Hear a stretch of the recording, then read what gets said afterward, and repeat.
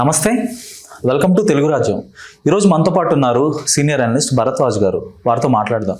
Sir నమస్తే. నమస్తే అండి. ఇప్పుడు విదేశాల్లో అయితే ఇలాంటి డేటా సెంటర్లు కానీ ఏదన్నా ఇండస్ట్రీస్ పెట్టాల్సి వచ్చినప్పుడు అక్కడ ఎన్వైరన్మెంటల్ క్లియరెన్సెస్, వాటికి సంబంధించిన రూల్స్, తర్వాత ఉపాధి కల్పన ఎంత మేరకు జరుగుతుంది, ఈ క్యాలిక్యులేషన్స్ అన్నీ ఉంటాయి. అక్కడ స్థానికులు కూడా కొంత అవగాహనతో, చైతన్యంతో ఉండి ఇది నిజంగా మనకి మేలు చేసే అంశమా లేదంటే కాలుష్యం పరంగా మనం ఇబ్బంది పడాల్సి వస్తుందా అని కొంత ప్రభుత్వాన్ని క్వశ్చన్ చేస్తారు. ప్రభుత్వం కూడా అంతే రెస్పాన్సిబుల్గా ఉంటుంది. సో ఇక్కడ అలాంటిది ఏది లేదు. ఇక్కడ ఎన్వైరన్మెంటల్ క్లియరెన్సెస్ దేనికైనా వచ్చేస్తాయి, ఎంత కాలుష్యం ఉన్నా వచ్చేస్తాయి, ప్రభుత్వం పట్టించుకోదు. ఇక్కడ ప్రజల ప్రాణాలకు కానీ ప్రజల జీవనానికి కానీ ఎలాంటి విలువ లేదు అనేది కూడా ఒక డిస్కషన్ ఉంది. డిస్కషన్ ఏం కాదండి, అది వాస్తవం. ఎందుకంటే అవసరం నీది. నువ్వు వచ్చి కదా పెట్టుబడులు అడుగుతున్నావు మమ్మల్ని. ఓకే, నువ్వు వచ్చి ఫారెన్ ఇన్వెస్ట్మెంట్స్ కావాలి నువ్వు అడుగుతున్నావు. ఇదిగో ఈ కంపెనీ మీ దగ్గర పెట్టుకోవడానికి వస్తాం మేము, నీకు ఏమైనా అభ్యంతరం? మాకే అభ్యంతరం లేదండి అనాలి కదా, నువ్వు తప్పదు కదా. ఓకే, అంతే తప్ప వాళ్ళు వచ్చి అడిగితే నువ్వు స్క్రూటినీ చేయటం కాదు. నువ్వు వెళ్ళి అడుగుతున్నప్పుడు నువ్వు స్క్రూటినీ అధికారమే కోల్పోతావు కదా. అవును, బార్గెనింగ్ ప్రోగ్రాంలో. అవును. కనుక పరిస్థితి అలా తయారైంది. అంటే ఈ ప్రజల ప్రాణాలు పణంగా పెట్టే పెట్టుబడులను తీసుకొచ్చి దాన్ని అభివృద్ధి అని ఎలా చెప్తున్నావు? యాక్చువల్గా అభివృద్ధి అనేది నువ్వు దేశాన్ని స్వయం సమృద్ధిగా తీర్చిదిద్ది ఈ దేశం నుంచి బయటకు వెళ్ళే ప్రోడక్ట్స్ని మీరు డిజైన్ చేసి తద్వారా దేశీయ అభివృద్ధి. ఇది కదా మోడల్. భారతదేశం ప్రారంభంలో అనుకున్న మోడల్ ఇదే కదా. అవును, అవును. అది వర్కౌట్ అవడం లేదని కదా మీరు విదేశీ పెట్టుబడుల వెంపర్లాట్లో పడ్డారు. అవును. ఈ విదేశీ పెట్టుబడుల వెంపర్లాట్లో మీరు సాధించింది ఏమీ లేదు, జీరో. మైనస్లోకి తీసుకెళ్లారు ఆర్థిక వ్యవస్థనే అర్థమవుతోంది కదా. ఇప్పుడు దాని నుంచి ఇంతకాలం ప్రాక్టీస్లో జరిగిన నష్టాలు ఏమిటి అనే దాని మీద ఎక్కడైనా చర్చ జరుగుతోందా? ఓకే. మార్కెట్ ఎకానమీలోకి భారతదేశం ప్రవేశించిన 95 నుంచి సమాజంలో జరిగిన మార్పులు, జీవితాల్లో వచ్చిన మార్పులు, అవును, పర్యావరణంలో వచ్చిన మార్పులు, ఈ మార్పుల మీద ఒక స్టడీ ఏదైనా జరిగిందా? ఏ స్థాయిలో అయినా కానీ అది గవర్నమెంటలా నాన్ గవర్నమెంటలా అనేది నేను అడగట్లా. ఇక్కడ బోల్డ్ ఎన్జిఓస్ కూడా కలవు. వాళ్ళు ఏవైనా దృష్టి పెట్టారా ఏ రోజైనా? అంటే ఫండ్స్ ఇవ్వట్లేదు వాళ్ళకి. వాటిని చంపాడు నరేంద్ర మోడీ గారు వాంటెడ్ గానే. యూపీఏ టైంలో ఫండ్స్ వచ్చేవి, వీళ్ళకు తొక్కారు. వీళ్ళు తొక్కడం వెనకాల వీళ్ళ రూట్స్ నరికేయాలనేదే ఉద్దేశం. అంటే ప్రభుత్వానుకూల వాయిస్ తప్ప డిస్కషన్ జనంలోకి తీసుకెళ్ళకూడదు ఏ రూపంలోనూ. నాన్ గవర్నమెంటల్ ఆర్గనైజేషన్స్ ప్రభుత్వ అభిప్రాయాన్ని పాలిష్డ్ టోన్లో జనంలోకి తీసుకెళ్ళి ఏదో నడిపాయి. కానీ వీళ్ళు చేస్తున్న పనులకి పాలిష్ కొట్టి చెప్పలేని పరిస్థితి ఉంది. అవును, వాళ్ళు డెఫినెట్ గా మనకి నెగిటివ్ గా మారే అవకాశం ఉంది అని ముందే గ్రహించినటువంటి నరేంద్ర మోడీ గారు వీళ్ళకి నిధులు ఆపడదొబ్బని అన్నాడు. ఆపారు. ఆ క్షణం నుంచి చచ్చిపోతున్నాయి కావన్నీ. సో నాన్ గవర్నమెంటల్ ఆర్గనైజేషన్స్ లేవు ఇప్పుడు, ఓన్లీ గవర్నమెంటల్ ఆర్గనైజేషన్స్ మాత్రమే ఉన్నాయి. వాటి ఆచరణ ఏమిటో మనం చూస్తున్నాం. లోకల్ పార్టీలు వాటి ఇంటిగ్రిటీ ఆయన కొనేస్తున్నాడు. కాబట్టి పార్టీలను కొంటున్నారు, పార్టీ నాయకుల్ని కొంటున్నారు, కేడర్ని కొంటున్నారు, విడివిడిగా కొంటున్నారు, కలిపి కొంటున్నారు. ఈ కొనుగోలులోకి వెళ్లకుండా నిలబడగలిగేటువంటి సమర్థత ఉన్న నాయకుడు ఎవడైనా ఉన్నాడా? వైజాగ్లో ఇప్పుడు ఈ బయట నుంచి ఇండివిజువల్స్ మాత్రమే, వాళ్ళు కూడా ఎన్ఆర్ఐలు, వివిధ దేశాల్లో సెటిల్ అయిన వాళ్ళు, వాళ్ళ జ్ఞానంలో నుంచి దీన్ని చూసి వాడి నేటివ్ టౌన్ గురించి వాడు సఫర్ అవుతూ వాడు సైకలాజికల్గా వాడు ఫీల్ అవుతున్నటువంటి అన్రెస్ట్ని ప్రపంచంతో పంచుకోవడం కోసం వీడియోలు చేస్తున్నారు. ఓకే, అది అంతవరకే పరిమితి. కానీ వాళ్ళు ఏదో మాట్లాడతారు, అది పట్టుకుని మనం ఇక్కడ జీవితాలు వదిలేసుకుంటామా? మన పొలాలకు రేట్లు పెరుగుతాయి కదా రేపు. వాళ్ళు కొన్న రేట్లు పెరుగుతాయి, వీళ్ళు కొన్న రేట్లు పెరుగుతాయి. రేపు అక్కడ లాడ్జి పెట్టుకోవచ్చు, మనం మంచాలు పెట్టుకోవచ్చు, వ్యాపారం జరుగుతుంది. అక్కడ టీ క్యాంటీన్ పెట్టుకుంటే అసలు కోట్లు సంపాదిస్తారు. అంటే పాత రోజుల్లో మన ఊరి పాండవులు అని ఒక సినిమా ఉంది, ముళ్ళపూడి వెంకటరమణ గారు రైటర్ ఆ సినిమాకి. ఓకే, చిరంజీవి కృష్ణరాజు చిరంజీవి వాళ్ళు యాక్ట్ చేశారు. అవును, కానీ అసలు ఒరిజినల్ గా సినిమాలో కంటెంట్ ఇదే. ఓకే. ఆ సినిమాలో ఒక గ్రామం, ఒక దొరగారు ఉంటాడు ఆ గ్రామానికి. ఆ దొరగారి కొడుకు విదేశాల్లో చదువుకుని వస్తాడు. విదేశాల్లో చదువుకుని వచ్చి ఇక్కడ ఒక ఫ్యాక్టరీ పెడదాం అంటాడు. ఓకే. ఫ్యాక్టరీ, ఏ ఫ్యాక్టరీ పెడదాం అంటే, లేదు చాలా ఫ్యాక్టరీలు పెట్టచ్చు ఇక్కడ, ఈ ఫ్యాక్టరీలన్నిటికీ నేను ప్రింట్లు వేసుకొస్తాను, జనాలే పెట్టుబడి పెట్టాలి, జనాలే భూములు ఇవ్వాలి అంటే, మరి ఊరిని ఎలా వాళ్ళు వింటారా, కన్విన్స్ అవుతారా అంటే, లేదు కన్విన్స్ చేయాలి, ఆ బాధ్యత మీదే అంటాడు తండ్రితో. అనేసి వాడు కొన్ని మ్యాప్లు పట్టుకొస్తాడు రకరకాల ఫ్యాక్టరీలకి. అవి చూపించి, ఇదిగో నీ పొలంలో ఫ్యాక్టరీ వచ్చేస్తే నువ్వు రోజు వెళ్ళి అక్కడ చొక్కా చింపుకుని దున్నక్కర్లేదు, జస్ట్ అలా ఓకే వెళ్ళి అక్కడ కూర్చుంటే డోర్ తీస్తాడు ఎవడో, లోపలికి వెళ్ళి ఏసీ రూమ్లో కూర్చుని వ్యాపారం చేస్తావు, అది సుఖమే కదా అని. అయ్యో అంతకంటే స్వర్గమా అంటాడు. నీ 5 ఎకరాలు రాసిచ్చేయి. ఇలా ఊరి భూములన్నీ దొబ్బేస్తారు. ఓకే. ఆ ఊరు నుంచి బయటకు వెళ్తూ ఆ ప్లాన్లన్నీ చింపి ఆ పక్కన నదిలో పారేస్తారు. ఓకే. పారేసి ఇంకేం పర్లేదు, డబ్బులు వచ్చేసినాయి, పొలాలు వచ్చేసినాయి, వీటిని గ్యారంటీగా పెట్టి మనం లోన్స్ క్రియేట్ చేసి దాని ఆధారంతో వీళ్ళకి షేర్ హోల్డర్స్గా పెట్టి ఒక ఫ్యాక్టరీ పెట్టేస్తే తర్వాత వీళ్ళకి ఏదో అప్పుడప్పుడు డబ్బులు పడుతూ ఉంటాయి డివిడెండ్ రూపంలో, వాళ్ళు హ్యాపీ. మీ అకౌంట్లో డబ్బులు పడుతున్నాయా అయ్యా, నువ్వేం చేస్తున్నావు, తాగుతున్నావా, దాన్ని పెట్టి హాయిగా తాగు, ఇంకా మాట్లాడు, మాకు వెళ్ళిపో. ఇలా మాట్లాడటానికి ఒక డైలాగ్ ఉంటుంది. సో ఏం కాదు, ప్రపంచం సుఖంగానే ఉంది, మనం సుఖంగానే ఉన్నామని వెళ్ళిపోతారు. ఇది సీన్ ఆ సినిమాలో. అలా అదే జరుగుతోంది ఇప్పుడు ప్రపంచంలో యాజ్ ఇట్ ఈస్గా.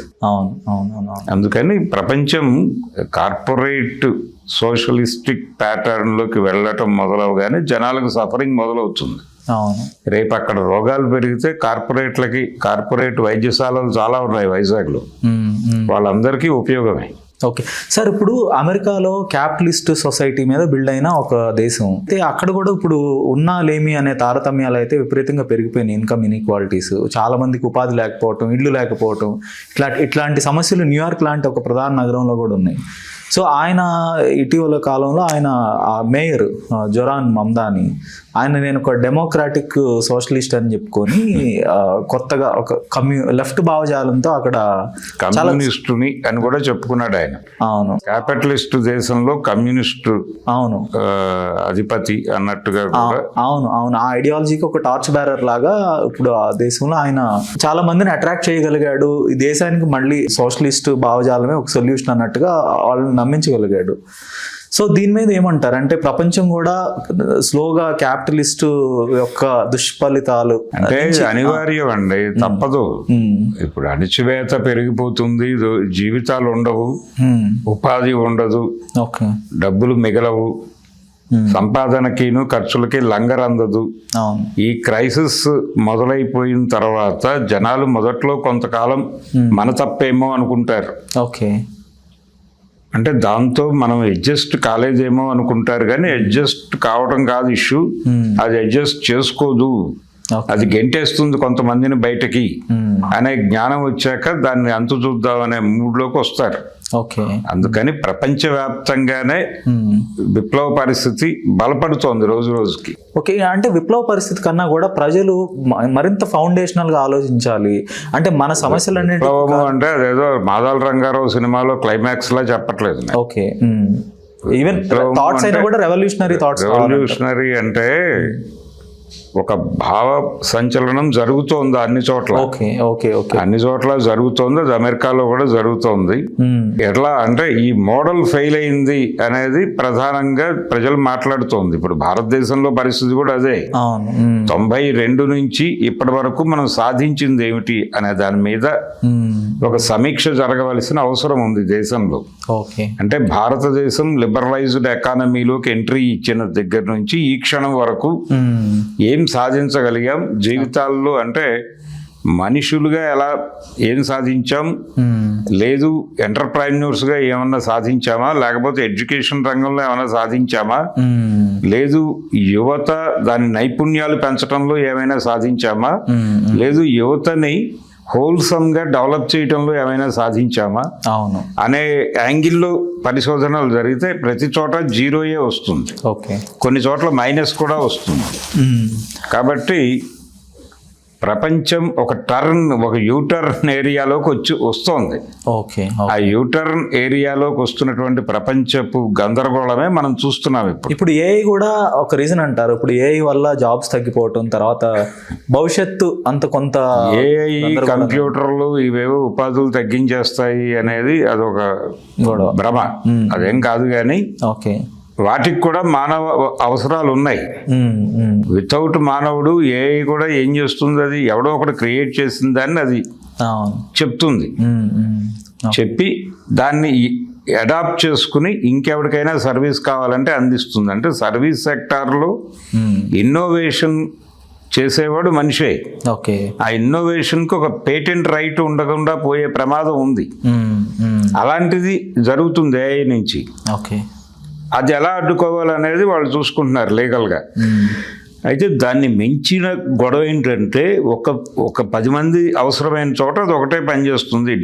ఒక సమాచారం కావాలి, ఒక 5-6 సెర్చ్కి పెడతారు, అది అక్కర్లేదు. ఇప్పుడు దానిలో కొడితే అది చెప్పేస్తుంది. బలానా 92లో ఒక నవల వచ్చయింది బలానా పత్రికలో, ఆ నవల రైటర్ ఇతను, పేరేమై ఉంటుంది అని అడిగితే చెప్తుంది. ఓకే ఆ పేరు జ్వాలా సింహాసనం అండి, రచయిత పేరు జీవి అమరేశ్వరరావు అండి, 92లో ఉదయంలో వచ్చయింది అండి అని చెప్తుంది. అది అది ఉంటేనే కదా చెప్తుంది, ఇది అది లేకుండా చెప్పదుగా. అడిగేవాడు ఒకడు ఉండాలిగా. ప్రపంచంలో సేవ్ అయిన డేటా మొత్తాన్ని తను చూసి 5 నుంచి 10 నిమిషాల్లో మీకు దీనికి సంబంధించి ఆన్లైన్లో ఉన్న సమాచారం ఇది అని చెప్తుంది. ఆఫ్లైన్లో ఎక్కడో మూలబడిపోయి ఉన్న పుస్తకాల గురించి అది మాట్లాడలేదుగా. దానికి నువ్వు ఏది ఫీడ్ చేస్తావో అది మాట్లాడుతుంది. దాని నుంచి జ్ఞానాన్ని అంటే అవంతా ఒక చోటకు తీసుకొచ్చి నీ ముందు పెడుతుంది. అది డెసిషన్ చెప్పదు, ఏ డెసిషన్ చెప్పదు, సమాచారం ఇస్తుంది. ఆ సమాచారంతో మీరు ఏం ఆలోచించుకోవాలో మీరు ఆలోచించుకోవాలి. అది మళ్ళీ మీ గొడవే. దాన్ని ఎగ్జిక్యూట్ చేయాలన్నా మీకు మనుషులే కావాలి, యంత్రాలతో కాదు. కాబట్టి దానికి ఉండాల్సిన పరిమితులు దానికి ఉన్నాయి. ఆ పరిమితులను గుర్తించి అది చెప్పే పనులు చేయడానికి మనుషుల్ని ఎలా సన్నద్ధపరచాలి అనే దానిలో మీకు అవగాహన ఉంటే ఇబ్బంది కాదు. కానీ ఇంతకుముందు ఇదే డేటాను తీయటానికి ఒక 7-8 మంది పనిచేసేవాళ్ళు. ఇప్పుడు అంతమంది అవసరం లేదు. ఒక సిస్టమ్ పెట్టుకుని ఆయనే కూర్చుని, ఎవరైతే ఓనర్ ఉన్నాడో ఆయనే కూర్చుని ఈ విషయంలో ప్రపంచంలో జరుగుతున్న ఆలోచనలు ఏమిటి, బట్టల వ్యాపారంలో ప్రపంచంలో వస్తున్న మార్పులు ఏమిటి అని అడిగితే చెప్తుంది. ఆ మార్పుల ఆధారంగా వాడు ఆ స్ట్రాటజీ వాడే నిర్మించుకుంటాడు. వాడు 10 మందికి డబ్బులు ఇచ్చి సర్వేలు చేయించి గొడవంతా అక్కర్లా, వాడు ఇంట్లో కూర్చుని చేసుకుంటాడు విత్ ఏ సహకారం. అది జరుగుతుంది. ఆ ఏరియాలో కొంత ఇబ్బందులు జరుగుతాయి, కొంత ఉపాధి పోతుంది. అలాగే నాకు మాత్రమే తెలుసు అనే జ్ఞానులు కూడా దెబ్బతింటారు. అంటే వీడు చెప్తున్నది వాడు అక్కడ చూసి వీడిని క్వశ్చన్ చేస్తాడు, ఇది ఇలాగుట కదా అని. అలా కాకుండా నువ్వు ఆల్టర్నేటివ్ చెప్పి వాడిని కన్విన్స్ చేయాలి. చేస్తే నీకు డబ్బులు పెడతాడు, లేదంటే చంపేస్తాడు. అందుకని ఏఐకి ఉండే పరిమితులు ఏఐకి ఉన్నాయి. దాన్ని వినియోగించుకోవటం జరగాలి. అయితే ఇన్ ది సేమ్ టైం ఉపాధి వివిధ రంగాల్లో కల్పించాల్సిన అవసరం ఉంది. డైవర్సిఫై చేయాల్సిన అవసరం ఉంది ఉపాధి. అది జరగాలి. అది జరగకుండా మీరు ఉపాధిని అదంటే నిరుద్యోగ సమస్యను నిర్మూలించాం లాంటి డైలాగులు చెప్తే వినడానికి జనం సిద్ధంగా లేదు. ఓకే, ధన్యవాదాలు sir. Thank you. Hello, Telugu రాజ్యం ఛానల్ చూస్తున్నారా? సామాజిక, రాజకీయ, జీవన చిత్రణే తెలుగు రాజ్యం. అతిశయోక్తులు, అసత్యాలు ఉండవు. రాజకీయ కోణం కాదు, ప్రజా కోణమే కొలబద్ద. తెలుగు రాజ్యం వీక్షణ మీ ఉత్తమ అభిరుచికి నిదర్శనం.